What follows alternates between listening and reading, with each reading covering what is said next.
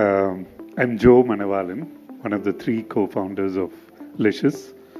We are 11 years old. On July 1st, we'll become 11 years old.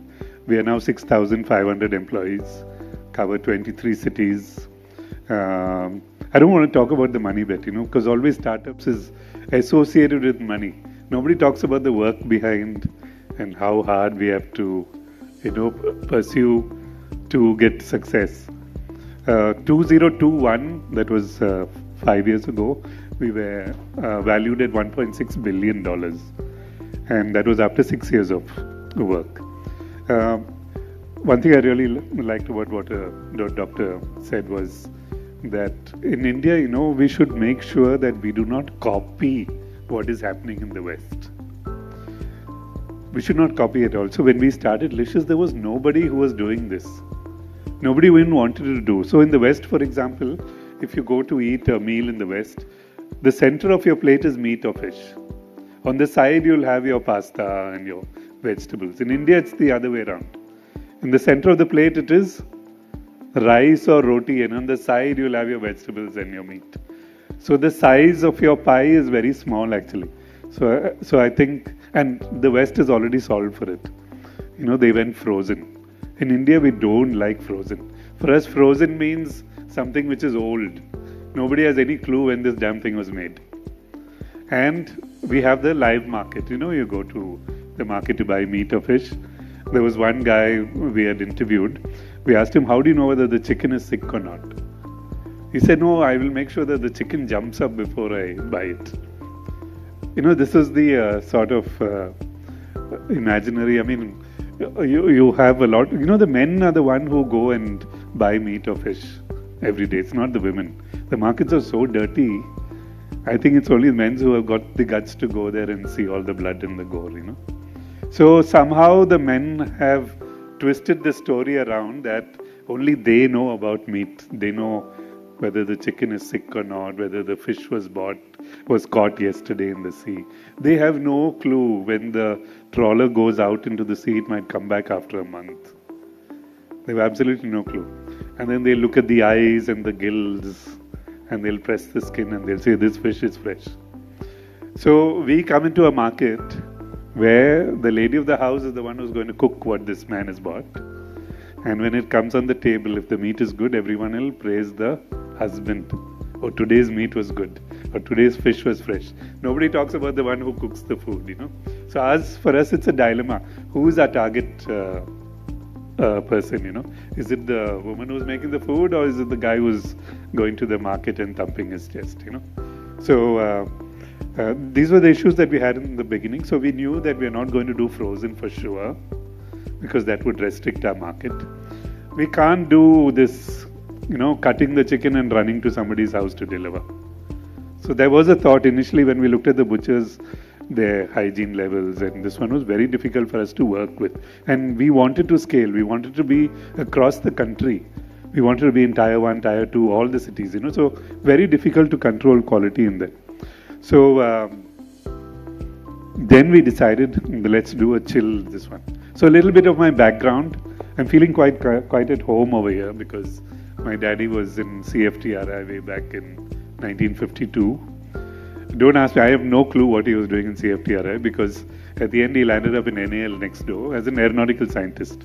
So I'm not sure what he did. But I grew up in a community of science. And so my elder brother is a doctor. I've got uncles, daddy's brothers who are in medical books. And me, way back in 1985, I told my dad that I want to join hotels. So, a gun came out because they just couldn't figure out where I got this idea from. But I stuck to my guns. Whole family full of doctors and engineers and scientists. So in 88, I joined the Oberoi group and I worked with them for 13 years. And then the bug of doing business got into me, I think around 95, 96. So I went to Europe, did my master's in business. I came back. I was in a sabbatical with Oberoi when I went to study. Came back, I told Mr. Oberoi, no, I don't want to work anymore, and I started on my own. So in 2002, I started on a small little place in CMH Road, and then I grew that into a chain of stores. And then in 2015, that was 11 years ago, I met two of the, actually met Abe. Vivek I knew for a long time. Abe is a Kashmiri, eats meat, breakfast, lunch, dinner, sleeps meat, dreams meat. He lives around meat, okay. Vivek is a finance guy. He used to work with a VC called Helion. So three of us got together and we said, let's do this. Let's try this out. So July 1st of 2015, we actually started. And me, because of my science background and that food bit, I really went deep into things before we started. The most important thing was to gain trust from our consumers. So those days, if you go back 11 years, Amazon, you remember? In Amazon, you don't like the size of your shoe or there is a stain on your shirt, they immediately replace. They're building trust. So now what can you do? You can easily order with Amazon. No? You know that if something is wrong, you can give it back. So those are small policies that we also copied to gain trust. But more importantly, we wanted to start building backwards, they call backward integration. And institutions like CFTRI helped us a lot along the way, where we would go and ask them to study specific things, that we wanted to know. Science is very important, very, very important. Otherwise, you can't grow back. And please remember, meat and seafood is a totally disorganized sector. Even now, it's a disorganized sector. So it's very difficult for us to source. So we have to have our quality people at the ground. We are not, like for example, if you take red meat, you have to go to a mandi where an auction is taking place. A farmer will come with his herd. It might be 20 animals, it might be 50 animals. We need 200 animals. So there's no question of price negotiation. Whatever is the market price in the auction, the guy will sell. Okay, and when we look at the herd, how do you know whether the herd is sick or half dead? No clue. So we have veterinarians there on the ground to check. So just imagine the guy over here who's selling the meat. He has not even seen the animal, and he's selling meat to you. So we have huge amount of challenges. Sometimes when it's raining, the farmers don't come, and then you have customers waiting. So you have to have multiple sources. Same thing with fish. Now we have a ban season going on in both the coasts. So where do you get your fish from, So then we go to smaller boats, you go to backwaters where there's no ban. Then you have to pick up the fish from there. So it's extremely complex, our sourcing this one. And on top of that, we built this thing about quality. We have to keep checking every damn step to make sure that the customer does not turn back, Then comes processing plants. So whatever we source has to come into processing plants. We don't slaughter or anything like that. That's done through government certified government slaughtering houses. When it comes to chicken, it goes into big processing plants, and then it comes to us. There again, we have a quality check. How it comes, what the size and everything. Then it comes to our factory, cut, packed, and then sent. I think most probably we might be having the largest cold chain supply chain in India. From the time we get the meat, the temperature is 0 to 4 till the customer's doorstep. So that's a huge cold chain that we have built. I don't think there is anybody else like us who's got that. That is one of our strengths. Processing plants we have in Calcutta, Delhi, Bombay, Hyderabad, Bangalore. Massive ones. The Bangalore one is nearly 2 lakh square foot. So huge amount of investments have gone into the back. So a lot of people seeing our success in 21, 22, they came up. A lot of competition came up. But they could see only our face, the app, the website, the nice photos. Some even copied that. But they couldn't see what was happening behind. What is happening behind is more important than all this makeup that we have done in the front. So all of them collapsed within 6 to 8 months, Right now we don't have any competition. We are just hoping there will be someone, because then the category grows. We also are on our toes, so we are waiting for people to come into the sector to help us also grow.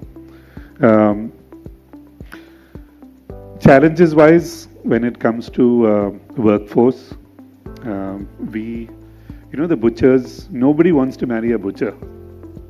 So very early on, we hired people.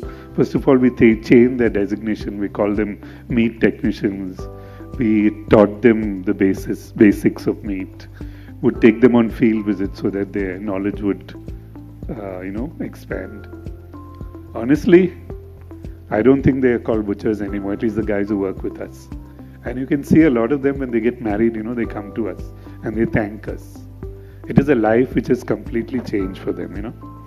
So that is something we are very proud of when it comes. Similarly, even our farmers, who we can see face to face, we have actually really helped them out. For example, if you take a shepherd who is literally like a nomad, there is an ecosystem which is thousands of years, it goes back. Where, for example, the farmer finishes his harvest, immediately the shepherd comes with his flock of goats, and then they pull out all the stubs. And then when they crap, that is like fertilizing the field. Then they keep going from field to field. 6 months later, after the next harvest, that same shepherd comes. So meanwhile, if it's a good harvest, the farmer would have invested in 1 or 2 goats with the shepherd. So 6 months later, he can decide whether to liquidate or not. So then the shepherd comes to the mandi to sell. So when we see a shepherd today, we don't see him for another 6 months. So there is no way we can even help him out, They're like nomads. So those are things that are unique to India, unlike if you go to Australia or you go to Europe. Huge farms, 10,000, 15,000 acres with lakhs of animals in them. The shepherd will be gathering his flock in the evening with a helicopter. Here there is no way we can do it, So, yeah, but we can be sure that those animals are not loaded with chemicals and hormones. They're just as natural as you can get. Same thing with our fish. What we catch from the sea is as natural as you can get.